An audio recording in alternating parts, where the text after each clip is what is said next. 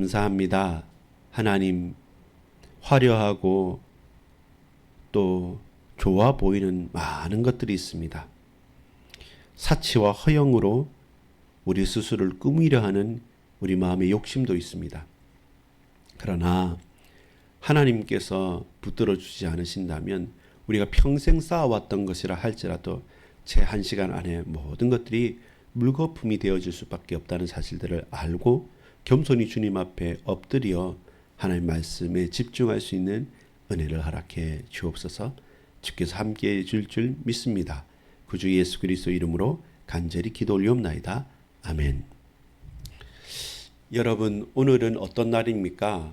오늘은 하나님께서 우리에게 역사하시는 날입니다. 아니, 그러면 어제는 역사 안 하셨습니까? 아니죠. 어제 주일날 우리 강단을 통해서도 역사하셨죠. 무슨 말입니까? 매일의 오늘, 매 오늘마다 하나님은 역사하시고 붙들어 주신다는 겁니다. 오늘만 제외하는 것은 없습니다. 오늘만 아니고 오늘만 쉬어가는 것도 없습니다. 이 말은 뭡니까? 하나님은 임마누엘 하시는 거죠.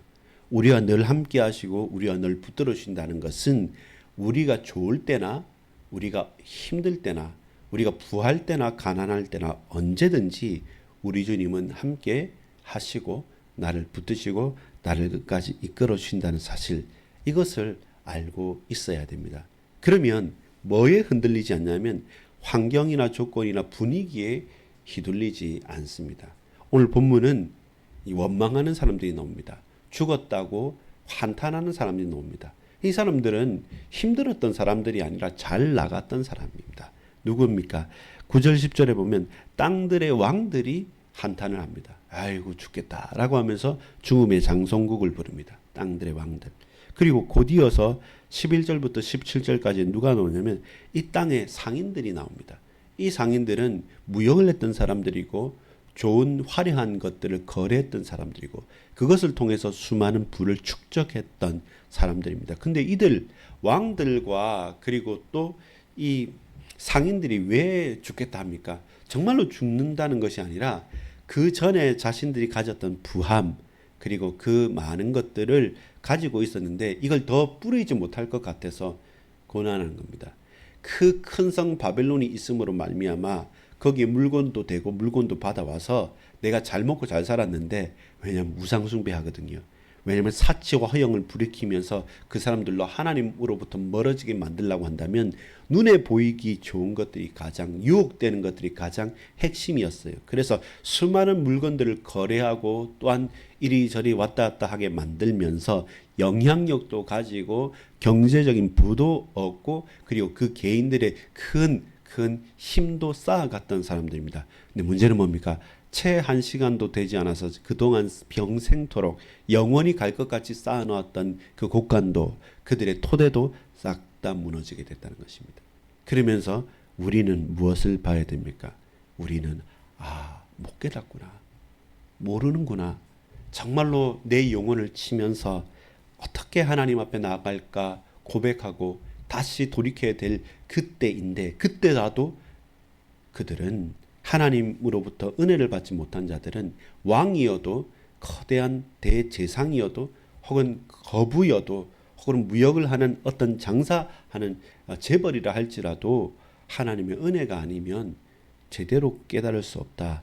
이것이 우리가 두렵게 바라봐야 될 부분들입니다. 자, 이 많은 부분들 가운데 반복되는 것이 있습니다. 제일 반복되는 것은 큰 하나는 뭐냐면 화로다 망하게 되었도다 라고 말하면 10절에 보면 그 고통을 무서워하며 멀리 서서 이르되 화있도다 화있도다 큰 성 견고한 성 바벨론이야. 큰 성 바벨론이요. 바벨론의 멸망이 왔던 것이죠.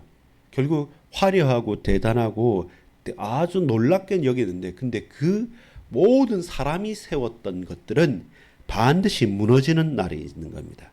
이걸 우리가 잘 알아야 됩니다. 우리가 쌓은 것은 반드시 무너진다. 그 말은 뭡니까? 사람들의 부요함도 영원하지 않다는 사실들을 우리가 알아야 됩니다. 그 큰 성 바벨론의 멸망, 결국 끝이 있다는 사실을 알아야지만 우린 겸손히 하나님 앞에 나갈 수 있는데, 내 건강이 영원할 것 같고 내 부요함이 영원할 것 같고 내 지위와 내 권리가 내 권세가 영원할 것 같으면 첫 번째 어떻게 됩니까? 사람 앞에 군림합니다. 사람을 아나무인, 사람을 아래로 봅니다. 그러면서 동시에 뭐합니까? 하나님 앞에 목이 곧아집니다. 꼿꼿해지죠. 그리고 하나님을 결국 대적하게 됩니다. 우리가 분명히 알아야 될 것, 종말과 마지막은 반드시 있다. 결국 화로다 망하게 되었도다 큰 성 바벨론이여, 이렇게 화를 입는 세상에 대해서 분명히 말합니다. 문제는 그렇게 화를 입었을 때 우리에게는 뭡니까? 돌이켜야 되지 않습니까? 근데 돌이키지 않고 뭐 하냐면 원망을 합니다. 큰 화를 당했다고, 그 큰 화를 당한 것이 사실인데 그 반응이 회개하고 주님 앞에 엎드리는 것이 아니라 그 큰 화를 당했을 때 도리어 어떻게 됩니까? 화를 내는 겁니다. 화를 당했는데 더 큰 화를 내는 것입니다. 왜 나만 갖고 그래? 왜 이렇게 저래? 그러면서 뭐합니까? 아쉬운 것은 내가 하나님을 몰라서 그 은혜를 받지 못해서 아쉬운 것이 아니라 이제 돈 버는 거 다 걸렸네 라는 거죠. 그 큰 성 바벨론, 화려한 것을 좋아하고 욕망을 쫓아가고 우상 숭배를 즐기고 그러면서도 모든 음란과 타락으로 점철됐던 그 허영과 사치에 빠져버렸던 큰 성 바벨론이 망해버리니까 누가요? 이제 땅의 상인들이 한탄하는 겁니다. 죽게 됐다고. 이제 하나님, 주님 다시 바라보길 원합니다가 아니라 내가 평생 계속 쌓아뒀던 이 부하가, 이 부요함이, 재산이 사라져버릴 것 같거든요. 그리고 이것을 계속 못할 것 같거든요. 11절 보면 땅의 상인들이 그를 위하여 울고 애통하는 것은 다시 그들의 상품을 사는 자가 없습니다. 이게 큰성 바벨론이 있어야지 내 상품도 사주고 교육도 하고 무역도 할 건데 사줄 자도 없고 팔 자도 없으니까 이 애통하는 것입니다. 이게 땅의 상인들의 관심과 땅의 임금들의 관심이 완전히 어긋나 있는 겁니다. 하나님께서 은혜로 부어주시고 말씀을 하시고 직접 나타나셔서 도마에게처럼 내 손에 손가락을 넣어봐라 라고 해도 너 보고서도 내가 착각했을 거야 라고 스스로를 속이는 것처럼 이 마지막 때의 이야기들 아니겠습니까? 지금 이때에 우리가 경험하는 것 아니겠습니까? 근 5년 10년 전에 통계 혹은 설문조사에 6억을 준다 살인하겠습니까? 10억을 준다 감옥에 한 10년 있어야 된다. 그러면 그 돈 받고 감옥 가겠습니까? 살인하겠습니까? 이렇게 할 때 살인한다는 사람도 있고 감옥 가는 사람들은 훨씬 더 많았다고 합니다. 그게 뭡니까? 아니 내가 가진 이 부를 유지해야 되는데 큰 성 바벨론 저 악독한 성이 무너져야지만 만방의 구원이 선포될 건데 근데 그 악한 성 바벨론이 있으므로 내가 팔 것이 있고 내가 교육할 것이 있으면 악한 것은 알지만 근데 계속 있기를 바라는 거예요. 그게 문제인 것이죠. 그게 문제인 것이죠. 그러면 뭡니까? 반드시 멸망당해야죠. 반드시 멸망당해야죠. 그것이 유혹입니다. 우리에게 있는 유혹은 무엇입니까? 부요함, 부유함입니다. 부자로 살았고 내가 가진 부가 엄청나기 때문에 특별한 일 없으면 이자만 가지고도 아주 잘 먹고 잘 살 수 있다라고 한다면 걱정과 근심이 없습니다. 그럼 뭐 안 합니까? 기도 안 합니다. 예배 안 합니다. 하나님 바라보지 않습니다. 내가 누리고 내가 즐기고 내 마음과 내 뜻대로만 살려고 합니다. 그것이 무엇입니까? 그것이 저주요. 그것이 심판입니다. 여러분 반드시 끝이 있다고 했습니다. 그 끝이 있는데 그 끝이 있다는 증거가 뭡니까? 단절돼 가요. 여러분이 가졌던 건강 끊어질 때가 있습니다. 우리가 가졌던 부와 수많은 재산들 무너지고 허물어지고 끊어질 때가 있습니다. 오늘 마찬가지지 않습니까? 다시 그들의 상품을 사는 자가 없습니다. 아무리 상품이 많아도 사는 자가 없으면 그 가치는 어떻게 됩니까? 떨어지게 될 수밖에 없는 것이죠. 근데 어떤 제품이었냐? 먹고 마시고 의약품이나 음식이 아니라 순치장하는 것들이죠. 그게 끊어지는 거죠. 결국 여러분 사치와 허영을 버렸습니까?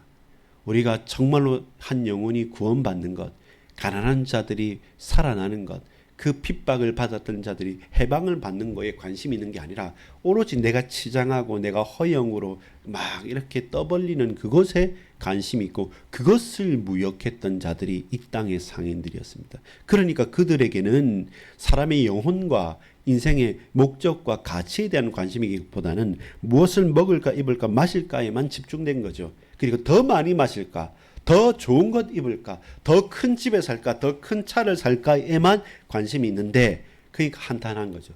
바벨론이 무너졌으니까 이제 어떻게 살지? 이거 누가 고용해 주지? 누가 이거 만들지? 그렇게 고민하고 있기 때문에 여러분 뭐 만드십니까? 거래를 중단시켜 버리는 겁니다. 심판과 함께 모든 거래가 중단되어 버리고 하나하나 세밀하게 있었던 연결고리마저 다 끊어져 버리는 것입니다. 그것이 하나님의 방법입니다. 하나님의 방법입니다. 여러분, 끝은 있습니다. 그 끝을 놓치지 마십시오. 그러는 가운데 우리가 착각하거나 오해하면 안 됩니다.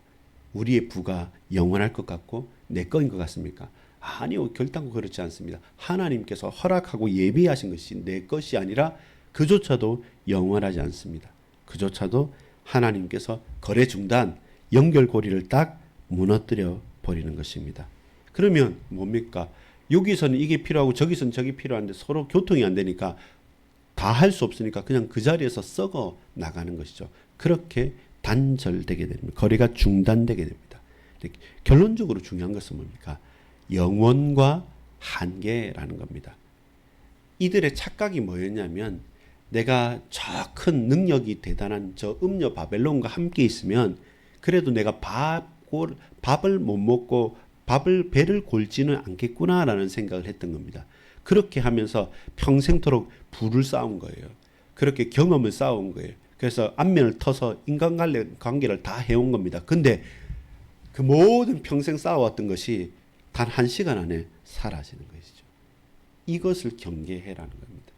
우리가 영원히 있을 것에 내 마음을 쏟을 것입니까? 아니면 일평생을 1시간 안에 사라질 것을 놓고 열심히 공부하고 경쟁해서 대학 가고 직장 가서 이를 악물고 해서 시드머니를 마련해서 집 한 칸 구했는데 그게 뭡니까? 폭삭 내려앉는단 말입니다. 서브프라임 모기지나 기타 등등 금리 인하 시기나 또한 여러 가지 흉흉한 소문과 사건들 통해서 그것조차 내가 건물을 의지했지 하나님을 의지한 게 아니거든요. 근데 그게 와르륵 허물어지고 무너지는 것. 그것도 천천히도 아닙니다.